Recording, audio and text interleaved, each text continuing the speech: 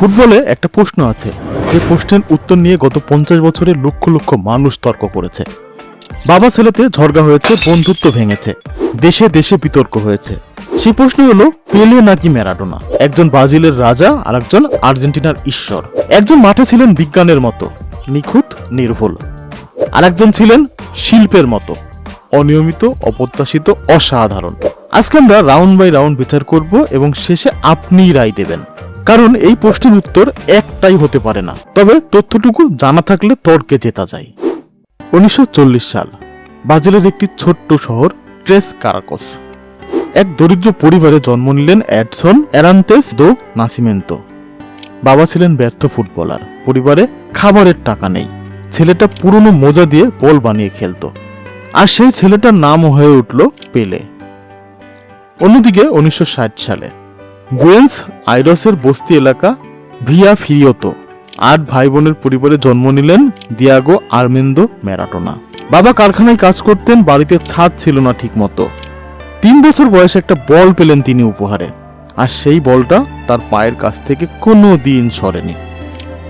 দুজনেই দরিদ্র থেকে উঠে এসেছেন, দুজনেই বল দিয়ে শুরু করেছেন, ট্রফি দিয়ে শেষ করেছেন, কিন্তু তাদের যাত্রা ছিল সম্পূর্ণ আলাদা। আর সেই পার্থক্যটাই আজকের বিতর্কের কেন্দ্র। পেলে মোট 3টা বিশ্বকাপ জিতেছেন, 1958, 1962, 1970। বিশ্বকাপে মোট গোল করেছে 12টি। 1958 সালে মাত্র 17 বছর বয়সে প্রথম বিশ্বকাপ জিতেছেন, ইতিহাসের সর্বকনিষ্ঠ বিশ্বকাপ জয়ী। ম্যারাডোনা একটি মাত্র বিশ্বকাপ জিতেছেন, 1986। বিশ্বকাপে মোট গোল করেছেন 8টি। কিন্তু 1986 বিশ্বকাপ ছিল কার্যত একা ম্যারাডোনার। সেবার আর্জেন্টিনার দল ছিল গড়পত্তা, ম্যারাডোনা একাই টেনে নিয়ে গিয়েছিলেন সেই দলটাকে। এখানে একটা গুরুত্বপূর্ণ প্রশ্ন আসে, পেলে 3টা বিশ্বকাপ জিতেছেন, কিন্তু সেই ব্রাজিল দলে পেলের মতো আরো অনেকজন তারকা ছিলেন, আর ম্যারাডোনা একটি জিতেছেন প্রায় এক হাতে।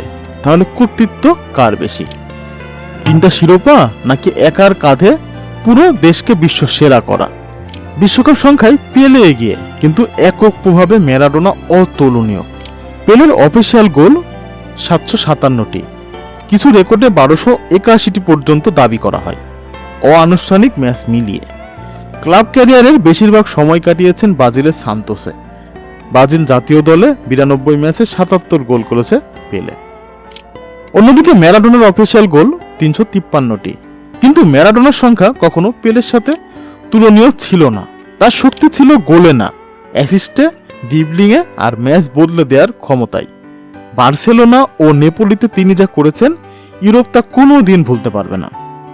গোলের সংখ্যায় পেলে এগিয়ে, এটা নিয়ে বিতর্ক নেই, তবে প্রতিকূলতা জয়ে ম্যারাডোনাই সেরা।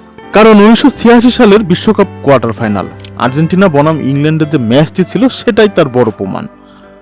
মাত্র 4 বছর আগে ফকল্যান্ড যুদ্ধে 2 দেশ সত্যিকারের লড়াই লড়েছিল, সেই উত্তেজনা তখনও কাটেনি। সেই ম্যাচে 51 মিনিটে ম্যারাডোনা হাত দিয়ে একটা গোল দিলেন, রেফারি তা দেখলেন না। পরে সেই রেফারি বলেছিলেন এটা ঈশ্বরের হাত। কিন্তু মাত্র 4 মিনিট পর ম্যারাডোনা নিজের অর্ধ থেকে বল নিয়ে দৌড়ালেন, 60 মিটার পথে 5 জন ইংলিশ খেলোয়াড়কে কাটালেন এবং গোল করলেন। পরে ভোটে সেই গোলটি নির্বাচিত হয়েছে শতাব্দীর সেরা গোল। এখন পেলের কথায় আসি। 1958 সালের বিশ্বকাপ ফাইনাল, ব্রাজিল বনাম সুইডেন। 17 বছরের পেলে চেস্ট ট্যাপ করলেন, বল মাটিতে পড়ার আগেই ভলি। গোলকিপার কিছু বুঝে ওঠার আগেই বল জালে। সেই ম্যাচে তিনি 2টো গোল করেছিলেন। ব্রাজিল জিতল 5-2। একটা ছেলে যে কিছুদিন আগেও মোজা নিয়ে বল বানিয়ে খেলতো, সেদিন সে বিশ্ব চ্যাম্পিয়ন হয়ে কেঁদেছিল। দুজনেরই এমন মুহূর্ত আছে যা ইতিহাস থেকে কখনো মুছবে না। পেলের মাঠের বাইরের জীবন ছিল রাজকীয়। ব্র্যান্ড অ্যাম্বাসেডর, জাতিসংঘের শান্তিদূত, ব্রাজিলের জাতীয় সম্পদ ঘোষণা করা হয়েছিল তাকে, যাতে তিনি ইউরোপে যেতে না পারেন। 2022 সালে মারা গেছেন তিনি, পুরো পৃথিবী শোক পালন করেছেন তার জন্য। অন্যদিকে ম্যারাডোনা মাঠের বাইরে ছিল অনিয়মিত।